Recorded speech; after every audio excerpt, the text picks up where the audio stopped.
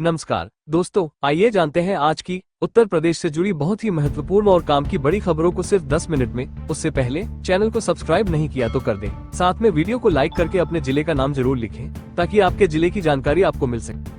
चलिए दोस्तों, आज की पहली खबर पे बात करते हैं। उससे पहले आपको बता दें, यहाँ इस वीडियो को एकदम ध्यान से देखिएगा क्योंकि कुछ खबरें ऐसी हैं जो आपके बेहद काम की होने वाली हैं। जैसा कि आप देख सकते हैं, आपके फोन स्क्रीन पर एक हेडलाइन लिखी हुई दिख रही होगी। हम लोग इसी खबर पर सबसे पहले चर्चा करेंगे।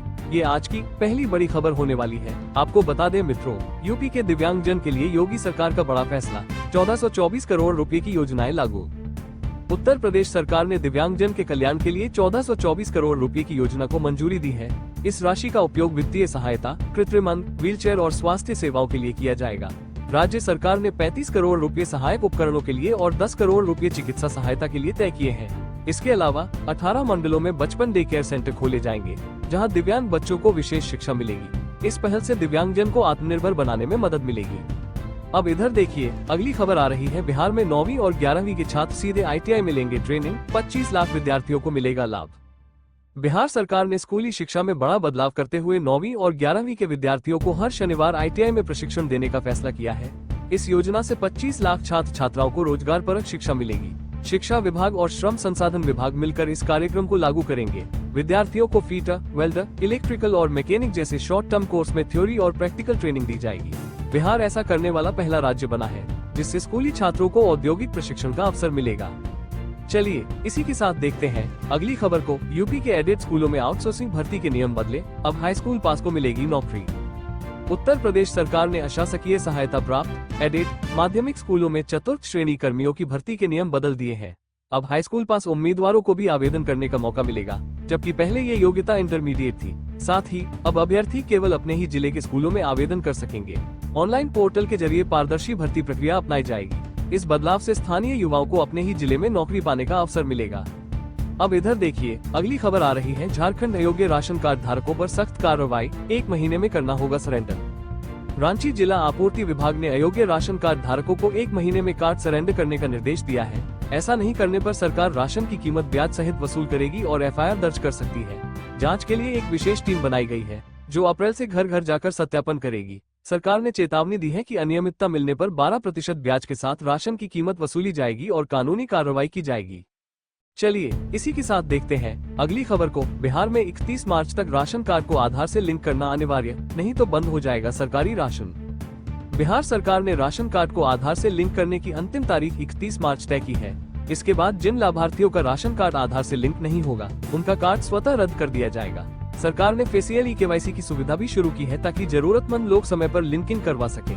यह नियम केंद्र सरकार के निर्देशों के अनुरूप लागू किया गया है और इसका पालन नहीं करने वाले लोग सरकारी राशन पाने से वंचित हो सकते हैं। अब आगे एक और खबर को देखें दोस्तों। पहली कक्षा में प्रवेश के लिए उम्र सीमा तय, 6 साल से कम उम्र के बच्चों को नहीं मिलेगा एडमिशन। भारत सरकार ने पहली कक्षा में प्रवेश के लिए न्यूनतम उम्र सीमा 6 वर्ष निर्धारित की है। यह नियम सरकारी और निजी दोनों स्कूलों में लागू होगा। पहले अलग अलग राज्यों में उम्र सीमा अलग अलग थी, जिससे भ्रम की स्थिति पैदा होती थी। इस नए नियम से माता पिता को स्पष्ट दिशा मिलेगी और बच्चों की मानसिक और भावनात्मक तैयारी को प्राथमिकता दी जाएगी। चलिए इसी के साथ देखते हैं अगली खबर को। यूपी में अगले 3 दिनों तक बारिश का अलर्ट, जाने अन्य राज्यों का भी मौसम अपडेट। उत्तर भारत में पश्चिमी विक्षोभ सक्रिय होने से उत्तर प्रदेश में अगले 3 दिनों तक बारिश का अलर्ट जारी किया गया है। 26 से 28 फरवरी तक जम्मू कश्मीर, हिमाचल प्रदेश और उत्तराखंड में भारी बारिश और बर्फबारी की संभावना है। पंजाब, हरियाणा, राजस्थान और उत्तर प्रदेश में भी गरज के साथ हल्की से मध्यम बारिश होगी। कोंकण क्षेत्र में अगले 24 घंटे में हीटवेव की चेतावनी दी गई है। अब इधर देखिए, अगली खबर आ रही है। यूपी के सरकारी अधिकारियों को इलाज के लिए केवल सरकारी अस्पतालों में भेजने का आदेश सुप्रीम कोर्ट ने किया खारिज। सुप्रीम कोर्ट ने इलाहाबाद हाई कोर्ट के उस आदेश को रद्द कर दिया है जिसमें सरकारी अधिकारियों को केवल सरकारी अस्पतालों में इलाज कराने का निर्देश दिया गया था। अदालत ने कहा कि सरकार अस्पतालों की गुणवत्ता सुधार सकती है, लेकिन किसी को जबरदस्ती सरकारी अस्पताल में इलाज कराने के लिए बाध्य नहीं कर सकती। सुप्रीम कोर्ट ने ये भी स्पष्ट किया कि नीतिगत फैसलों में अदालतों का हस्तक्षेप नहीं होना चाहिए। चलिए इसी के साथ देखते हैं अगली खबर को। माइक्रो फाइनेंस कंपनियों को RBI से राहत, अब ज्यादा कर्ज दे सकेंगी। भारतीय रिजर्व बैंक RBI ने माइक्रो फाइनेंस कंपनियों के लिए बैंक फाइनेंस पर रिस्क वेट कम कर दिया है, जिससे बैंकों की उधार देने की क्षमता बढ़ेगी। 2023 में नियम सख्त किए जाने के कारण कर्ज देने की प्रक्रिया धीमी हो गई थी, जिसे अब आसान किया गया है। इस फैसले से छोटे उधारकर्ताओं और सूक्ष्म वित्त कंपनियों को फायदा मिलेगा, जिससे ऋण प्रवाह में वृद्धि होगी। अब इधर देखिए, अगली खबर आ रही है यूपी में अधिकारी बनाम मंत्री की लड़ाई, पत्र बम से बड़ी योगी सरकार की मुश्किलें। उत्तर प्रदेश सरकार में मंत्रियों और अधिकारियों के बीच तनाव बढ़ता जा रहा है। महिला एवं बाल विकास राज्य मंत्री प्रतिभा शुक्ला ने विभाग में भ्रष्टाचार के खिलाफ पत्र लिखकर अपनी नाराजगी जताई है। इससे पहले भी कई मंत्रियों ने अधिकारियों पर आरोप लगाए हैं। राजनीतिक विश्लेषकों का कहना है कि यह सरकार में शक्ति संतुलन और समन्वय की कमी को दर्शाता है।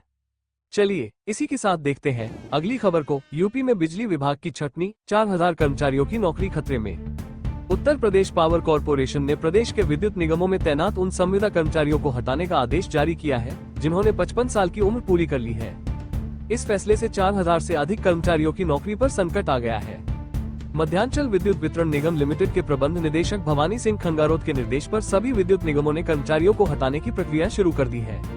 विभाग का कहना है कि विद्युत लाइनों और उपकेंद्रों का रखरखाव जोखिम भरा काम है, जिसे 55 साल से अधिक उम्र के कर्मचारियों से नहीं कराया जा सकता। आदेश के अनुसार अगर किसी कर्मचारी के साथ कोई दुर्घटना होती है तो उसकी भरपाई संबंधित अधिकारियों से कराई जाएगी। इस फैसले का संविदा कर्मचारियों के संगठनों ने विरोध करना शुरू कर दिया है। निविदा संविदा कर्मचारी संघ के प्रदेश महामंत्री देवेंद्र कुमार पांडेय ने इसे तानाशाही करार देते हुए कहा कि ऊर्जा विभाग को अपना फैसला वापस लेना होगा। अब आगे एक और खबर को देखें दोस्तों। BSNL के 15 शहरों में हाई स्पीड 4G सेवा शुरू, अनलिमिटेड इंटरनेट की सुविधा। भारत संचार निगम लिमिटेड यानी BSNL ने अपने 4G नेटवर्क के विस्तार की दिशा में एक और कदम बढ़ाया है। कंपनी ने 15 नए शहरों में हाई स्पीड 4G सेवा शुरू कर दी है, जिससे ग्राहकों को अनलिमिटेड इंटरनेट की सुविधा मिल रही है। लंबे समय तक 4G नेटवर्क न होने की वजह से BSNL को भारी नुकसान उठाना पड़ा था, लेकिन अब कंपनी अपनी स्थिति मजबूत करने में जुटी है। BSNL की योजना अगस्त 2026 तक देश भर में 30,000 से अधिक 4G टावर लगाने की है, जिससे शहरी और ग्रामीण दोनों क्षेत्रों में बेहतर नेटवर्क उपलब्ध हो सकेगा। अन्य टेलीकॉम कंपनियों की तुलना में BSNL ग्रामीण क्षेत्रों में ज्यादा ध्यान दे रही है, ताकि वहां के लोगों को भी तेज इंटरनेट की सुविधा मिले। कंपनी के इस फैसले से BSNL ग्राहकों को बड़ी राहत मिलेगी और सरकारी टेलीकॉम सेवा को नई मजबूती मिलेगी। अब इधर देखिए, अगली खबर आ रही है CBSE की बोर्ड परीक्षा में बड़ा बदलाव, साल में 2 बार होगी 10वीं की परीक्षा। केंद्रीय माध्यमिक शिक्षा बोर्ड यानी CBSE ने 10वीं कक्षा के छात्रों के लिए परीक्षा प्रणाली में बड़ा बदलाव किया है। अब 2026 से 10वीं की बोर्ड परीक्षाएं साल में 2 बार आयोजित की जाएंगी, जिससे छात्रों को प्रदर्शन सुधारने का अतिरिक्त अवसर मिलेगा। पहला चरण फरवरी और मार्च में होगा, जबकि दूसरा चरण मई में आयोजित किया जाएगा। दोनों परीक्षाओं में पूरा पाठ्यक्रम शामिल होगा और छात्रों के पास अपनी सुविधा के अनुसार परीक्षा देने का विकल्प होगा। हालांकि प्रैक्टिकल और आंतरिक मूल्यांकन केवल एक बार ही आयोजित किए जाएंगे। छात्रों को दोनों परीक्षाओं में शामिल होने की आजादी होगी, लेकिन अंतिम मार्कशीट में बेहतर अंकों को शामिल किया जाएगा। CBSE ने मसौदा दिशा निर्देश जारी कर दिए हैं, जिन पर 9 मार्च तक प्रतिक्रिया दी जा सकती है। यह नई परीक्षा प्रणाली छात्रों के लिए अधिक लचीलापन लाएगी और वार्षिक परीक्षा के तनाव को कम करेगी।